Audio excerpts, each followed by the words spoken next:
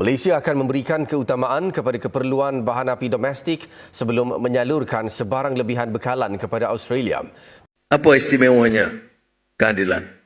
Saya jawab, dah berpuluh tahun dah kita merdeka.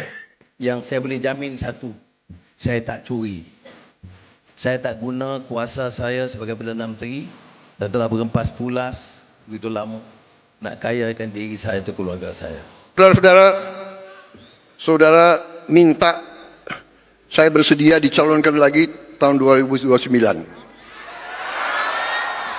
Saya katakan, kalau program saya tidak berhasil, tidak perlu saudara calonkan saya terus. Saya, kalau mengecewakan rakyat, saya malu untuk maju lagi. Saya dari elit Indonesia yang terus terang saja kiblatnya ke barat. Menhan jual langit Indonesia ke Amerika Serikat, DPR baru tahu dari media. Ini yang pelengger siapa? Sekali lagi, DPR aja baru tahu dari media. Ini negara lagi diurus siapa sih sebenarnya? Indonesia sudah menjadi politik budak aktif. Pak Presiden Prabowo, mau sampai kapan Bapak itu menjadi iblis? Iblis itu pihak yang ditugaskan oleh Tuhan, dalam tanda kutip, untuk memusuhi manusia. Ada pertanyaan langsung dari saya untuk Bapak Prabowo Subianto selaku Presiden Republik Indonesia. Sebenarnya ada dendam apa Anda ke negara ini?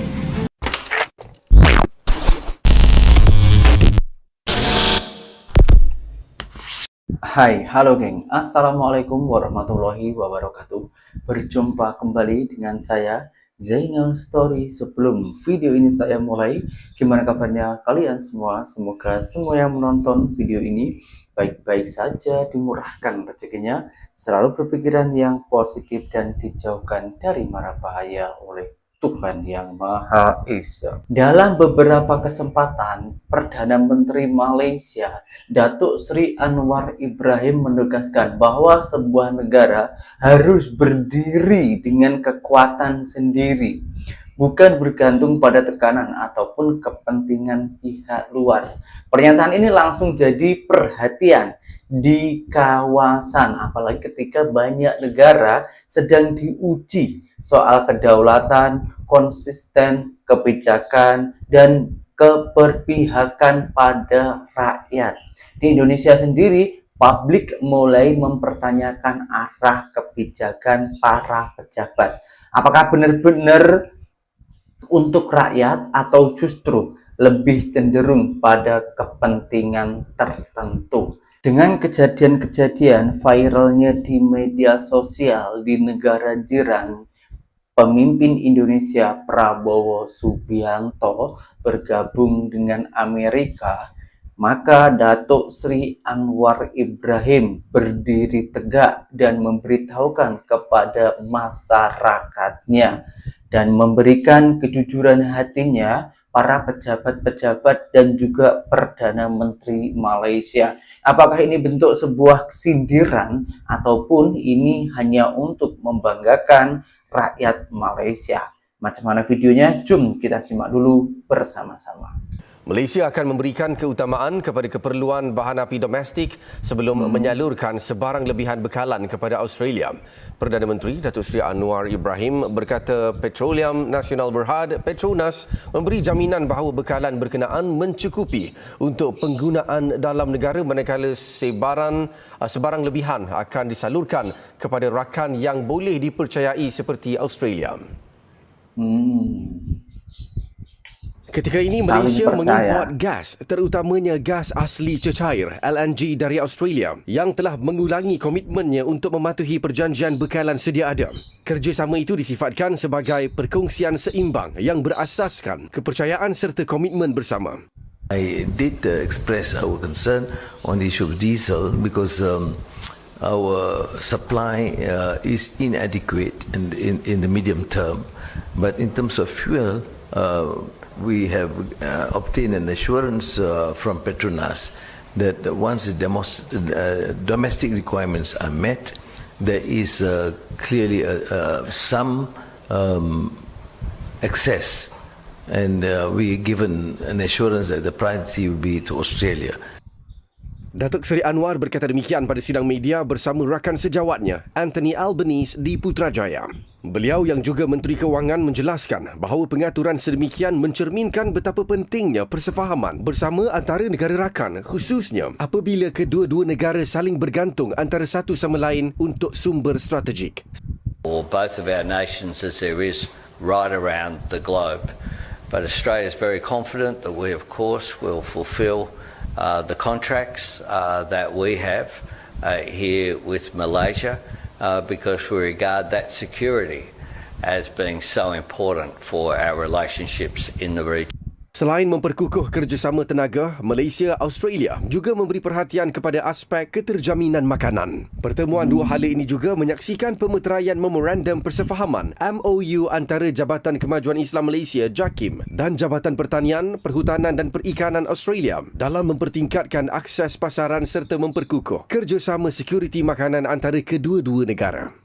Australia sangat mempercayai Malaysia karena dengan kinerja yang jujur, tertib, dan juga boleh dipercaya. Dengan kerjasama ini saling menguntungkan, kerjasama yang sebanding, bukan merugikan, tapi saling melengkapi. Kita lanjutkan dulu videonya, nanti kita baru sambung komentarnya. Apa istimewanya keadilan? Saya jawab, dah berpuluh tahun dah kita merdeka. Wah. Bahawa banyak parti silih berganti di Kelantan. Inilah parti keadilan dan kerajaan madani yang mau berusaha, berikhtiar, memberikan peruntukan, menyelesaikan masalah di kampung. Saya dengar jambatan runtuh di mana? Di Kuala Kerai. Ya. Saya tak tanya kampung tu siapa duduk, apa masalah, tak. Ini masalah. Segera arah siapkan. Sekarang siap ke belum? Siap. Wah, siap. Itu beza kita. Jadi kalau tanya, kita deliver. Ini anak-anak, saudara-saudara, saudari dan anak muda harus clear. Jangan oek-oek. Itu parti ngek-ngek ni dah habis. Parti ini parti bertempur untuk pertahankan prinsip. Ya. Ini kalau kita berlembek masalah itu ini tak habis-habis, macam mana nak perintah? Jadi sebab itu kita tengok masalah di tempat sekolah terbakar sebahagiannya bertahun tak diurus. Tadi saya tanya, kita luluskan peruntukan. Kita bukan dalam keadaan ekonomi yang segar dan bugar seperti mana dulu. Kerana kita menghadapi krisis ekonomi sekarang.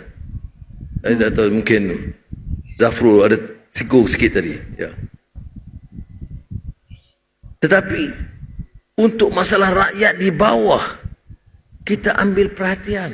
Kalau sudah tanya, buat apa kita perintah? Mengapa nak jadi kerajaan persekutuan? Tak teruskan lagi. Kerana kita laksanakan. Itu bezanya. Perjuangan itu apa? Melaksanakan kata-kata. Perjuangan itu bukan sekadar retorika, bicara. Tetapi melaksanakan kata-kata. Bukan omon-omon ya. Yang ini orang tak boleh petikai. Dia ampun, dia merengek mana pun dia tak boleh pertikai. Ini kerajaan yang deliver, melaksanakan cita-cita dan harapan rakyat. Pemimpin Malaysia, seorang Perdana Menteri Malaysia ataupun Datuk Seri Anwar Ibrahim bukan hanya bekerja sama dengan luar negara untuk membangun ekonomi masyarakat Malaysia, akan tetapi juga menjaga keamanan dan juga memastikan kepada masyarakatnya bahwa Malaysia, Datuk Seri Anwar Ibrahim itu bukan hanya asal cakap sahaja, tapi lebih bekerja dibandingkan ucapannya. Ucapan seki, tapi bekerja semaksimal mungkin. Ini yang diharapkan oleh para masyarakat-masyarakatnya. Wah, ini semakin lama semakin seru, geng ya. Saya pun mulai nyaman lah, semakin nyaman dengan video-video macam ini. Kita lanjutkan dulu bersama-sama. yang saya boleh jamin satu, saya tak curi. Saya tak guna kuasa saya sebagai Perdana Menteri dan telah berempas pulas begitu lama nak kayakan diri saya atau keluarga saya. Saya tak pedulikan apa orang kata, tapi itulah. Saya nak gunakan sisa umur saya untuk lakukan yang sebaik mungkin, dan bagi rakan-rakan saya yang bagi kerjasama, saya ucapkan terima kasih. Semoga Allah Subhanahu Wa Taala menyelamatkan kita. Malaysia, Datuk Sri Anwar Ibrahim sebagai Perdana Menteri Malaysia itu mempunyai prinsip bahwasannya Malaysia itu tak tumbang apabila dihina dan juga tak terbang apabila dipuji. Apakah video-video ini ada kaitannya dengan di negara kita? Ini semakin memanas. Tapi sebelum saya lanjutkan videonya, disclaimer dulu geng ya. Video ini saya buat bukan untuk mengapi-ngapikan untuk para netizen-netizen antara dua negara, antara Indonesia dan juga Malaysia. Akan tetapi video-video ini menimbulkan pro kontra. Ada sisi positif, ada sisi negatifnya. Semuanya bergantung kepada korang. Apabila korang mempunyai hati yang jernih, pikiran yang positif, insya Allah video-video ini boleh menginspirasi, merubah, mengubah mindset dan juga tingkah laku kita agar jauh lebih baik. Dan saya menayangkan video barusan juga bukan menyombongkan kebaikannya Malaysia, tapi ini adalah sebuah fakta. Hal-hal yang baik harus kita tiru, hal yang buruk kita buang jauh-jauh. Oke, nggak usah berlama-lama, kita lanjutkan videonya. Bismillahirrahmanirrahim. Saya malu untuk maju lagi. Saudara minta saya bersedia dicalonkan lagi tahun 2029. Lebih agresif ya. Saya katakan, kalau program saya tidak berhasil, tidak perlu saudara calonkan saya terus.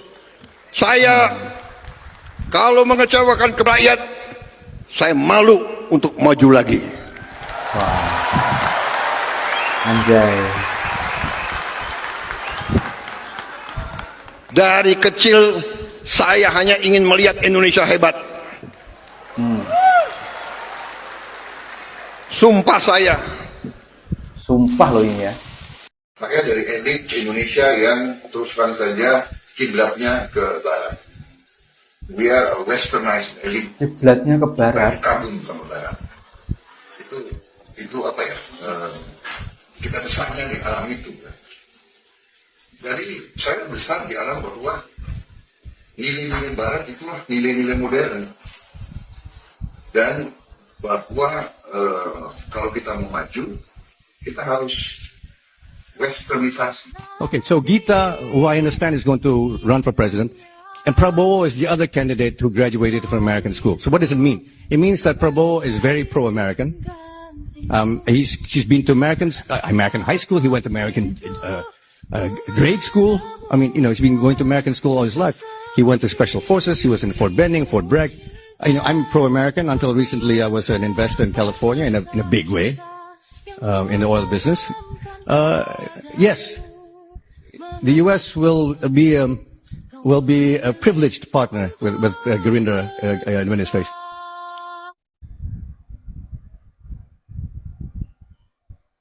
Congratulations. Now, President Trump, if you would like to say a few words to conclude, and then you have the honor of gaveling out the first ever Board of Peace meeting. Ini menurut saya pribadi, geng ya, mengagumi boleh, tapi mengagumi tak harus mengikuti. Hal-hal yang baik kita tiru, hal yang buruk kita buang. Hal-hal yang memajukan negara kita contoh, kita terapkan di negara kita, tapi tak harus mengikuti orang yang dia kagumi. Karena setiap negara itu mempunyai strategi masing-masing, mempunyai cara tersendiri, dan juga tetap menjaga harga diri. Kita lanjutkan dulu videonya, macam mana reaksi para rakyat-rakyat kita. Teman-teman aktivis mantan aktivis di Trisakti ya. Dia bilang, KW ini sekarang sudah tidak lagi politik bebas aktif. Indonesia sudah menjadi politik budak aktif. Saking marahnya dia. Sudah menjadi budak. dari entitas global yang near etik dalam tata kelola dunia. Norma-norma moral hubungan internasional itu kan hancur gara-gara perilaku Netanyahu dan Trump. Lalu Prabowo masuk ke situ. Gaza sudah rusak. Lalu kemudian diminta 16 triliun lebih. Yang rusak Gaza siapa sih? Yang menghancurkan Gaza itu siapa? Israel. Atas restu Amerika. Atas dukungan Amerika. Lalu kita tunduk pada Amerika, Donald Trump dan Netanyahu, lalu ngeluarin uang 16 triliun untuk mengatasi untuk mengatasi akibat dari perilaku rusak dari Netanyahu. Menhan jual langit Indonesia ke Amerika Serikat, DPR baru tahu dari media. Ini yang pelenger siapa? Dewan Perwakilan Rakyat aja pun baru tak tahu dari ya. media. Ini negara lagi diurus siapa sih sebenarnya? Anggota Komisi 1 DPR, Oleh Soleh, ngaku mereka baru tahu kabar soal rencana akses militer Amerika Serikat ke wilayah udara Indonesia. Dari media, bukan dari rapat, bukan dari pemerintah, tapi dari berita. Yang lagi dibahas ini bukan hal receh.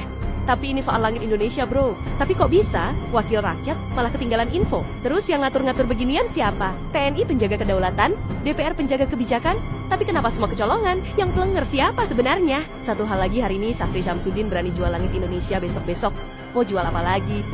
Waduh, Cina peringatkan Indonesia terkait izin wilayah udara Sampai oleh dapat Amerika teguran dari Serikat. Cina, geng. Wah guys, kayaknya polemik izin wilayah udara Indonesia oleh AS berbuntut panjang nih. Soalnya ternyata Cina secara nggak langsung kasih peringatan buat Indonesia loh. Jubir Kemenlu Cina mengatakan dalam piagam ASEAN dan kerjasama Asia Tenggara, semua anggota wajib jaga perdamaian guys. Termasuk gak boleh dukung penggunaan wilayahnya yang mengancam kedaulatan dan integritas wilayah anggota guys. Nah soalnya Indonesia ini kan termasuk pintu masuk Laut Cina Selatan guys. Ini sebabnya Indonesia jadi titik penting di Asia Tenggara untuk masuk ke kawasan Laut Cina Selatan yang ingin dikuasai Cina. Kalau Indonesia sampai kasih izin wilayah udara ke Amerika, maka akan dianggap ikut dalam rivalitas AS Cina guys.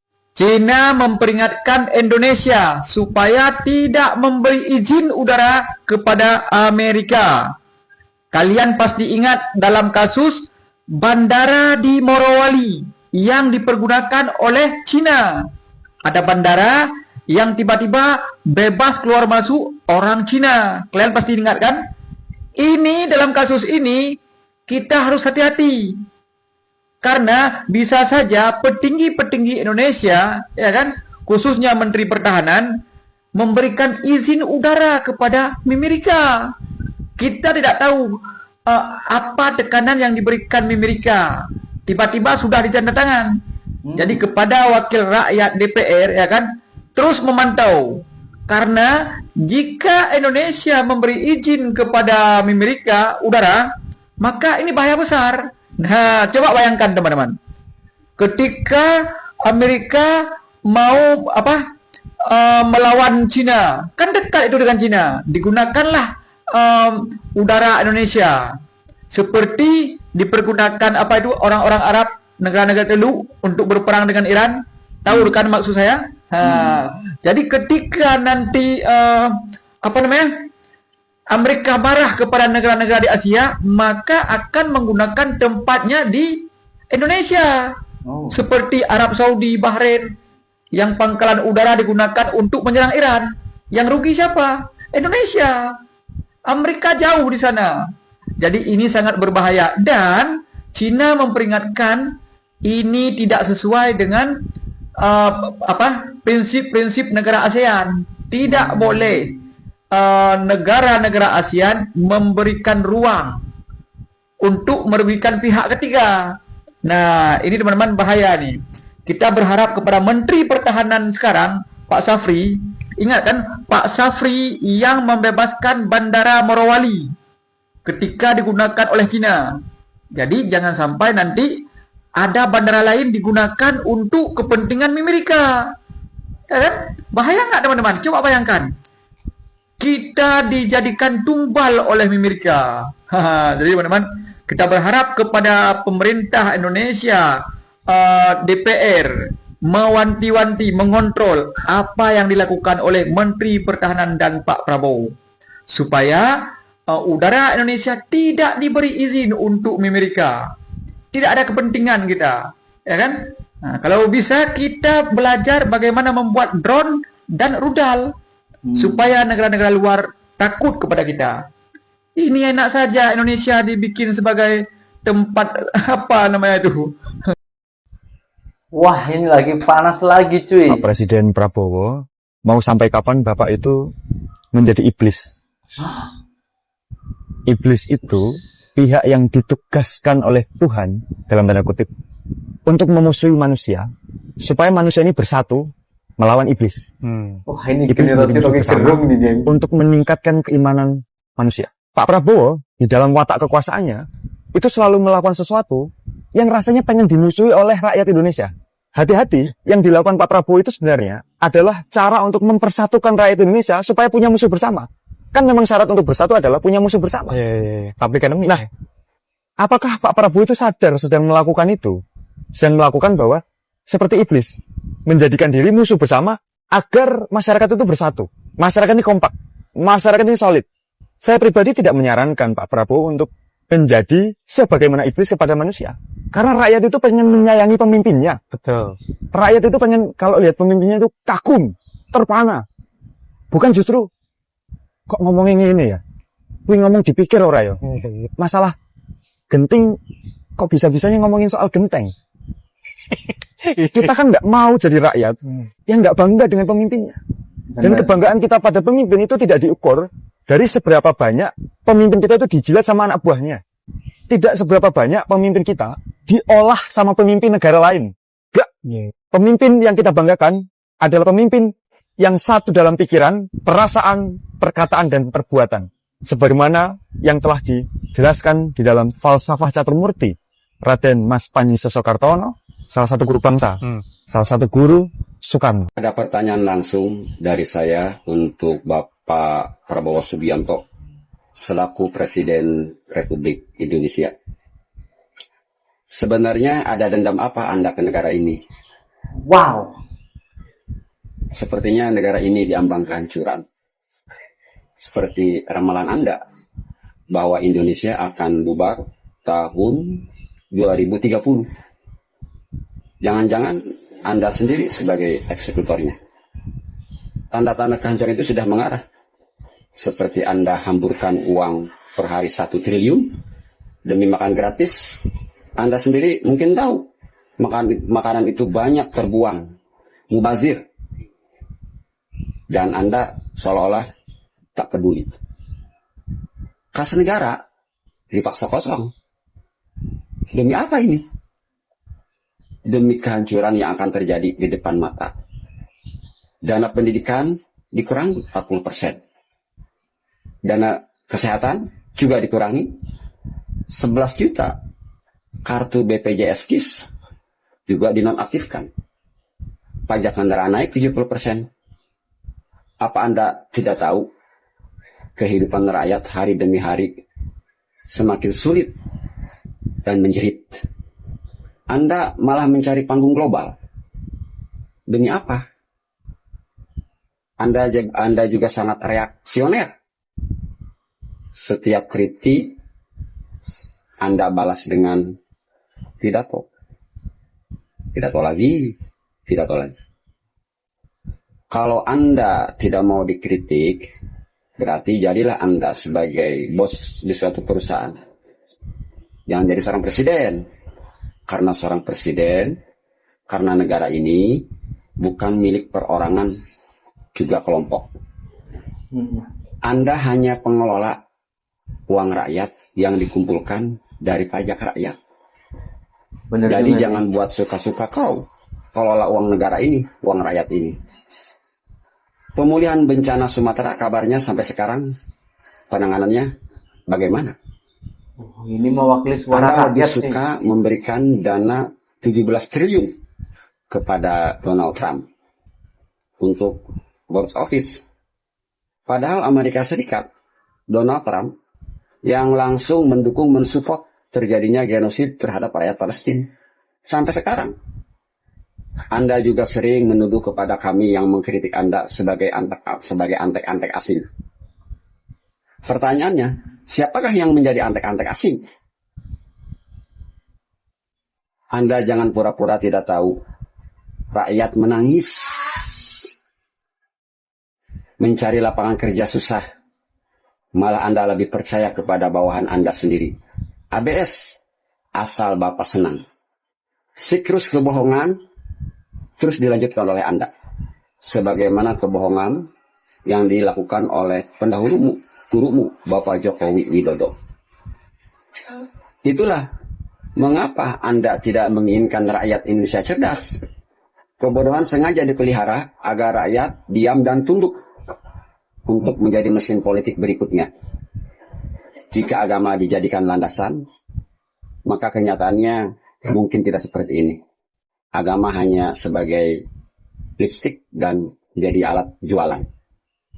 Apakah Anda masih merasa takut kepada Tuhan? Cukup bang, cukup, sudah cukup. Saya tak kuat dengar lebih panjang lagi. Saya tak kuat. Sebab ini, bahaya geng. Ini bahaya. Karena yang kita ketahui, Indonesia ini negara demokrasi. Tapi ada undang-undang baru ketika masyarakat ya, seorang masyarakat mengeluarkan pendapat, itu dianggap antek asing. Lantas entahlah masyarakat ini mau bagaimana. Sementara kita memilikikan kehidupan masyarakat aja masih pening. Sebab antara kemasukan dan juga pengeluaran itu belum sesuai. Contoh ya geng, para petani-petani di Indonesia yang mengeluarkan modal berjuta-juta, puluhan juta rupiah. Sementara harga panen ataupun harga kutipnya itu tak menentu, kadang untung, kadang rugi. Lagi-lagi bulan April ini, mulai bulan April lah, ini harga plastik untuk tanam cabai dan lain-lainnya semuanya itu sudah meningkat. Sebetulnya mau dibawa kemana sih Indonesia ini? Atau memang pemimpin kita, Prabowo Subianto, ini mempunyai strategi lain yang berawal agar dihujat, lalu endingnya ini membuahkan hasil, dipuji dunia. Apa pandangan korang? Coba tulis di kolom komentar dan berjumpa kembali di video kita yang berikutnya. Sekian terima kasih dari saya. Apabila ada tutur kata saya kurang baik ataupun ada yang kurang sopan, saya minta maaf yang sebanyak-banyaknya. Dan berjumpa kembali di video yang berikutnya. Assalamualaikum warahmatullahi wabarakatuh. Bye-bye.